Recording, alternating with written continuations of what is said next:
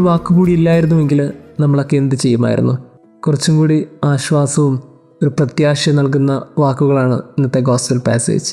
നിങ്ങളുടെ ഹൃദയം അസ്വസ്ഥമാക്കേണ്ട, ദൈവത്തിൽ വിശ്വസിക്കുവൻ, എന്നിലും വിശ്വസിക്കുവൻ. എൻ്റെ പിതാവിൻ്റെ ഭവനത്തിൽ അനേകം വാസസ്ഥലങ്ങളുണ്ട് എന്ന് യേശു ഓർമ്മിപ്പിക്കുന്ന വാക്കുകൾ. നമുക്കൊക്കെ ഇങ്ങനൊരു വാക്കുകൂടി ലഭിച്ചു എന്നുള്ളതാണ് വലിയൊരു പ്രത്യാശ.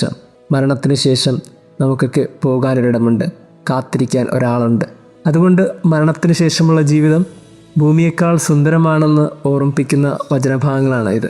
ഇന്ന് പലതിനെയും ഓർത്ത് സങ്കടപ്പെടുന്നുണ്ടെങ്കിൽ, സഹനത്തെ ഓർത്ത്, ജീവിതത്തിൻ്റെ വേദനകളെ ഓർത്ത്, കണ്ണുനീരിനെ ഓർത്തൊക്കെ വേദനിക്കുന്നുണ്ടെങ്കിൽ നിങ്ങളുടെ ഹൃദയം അസ്വസ്ഥമാകരുത്.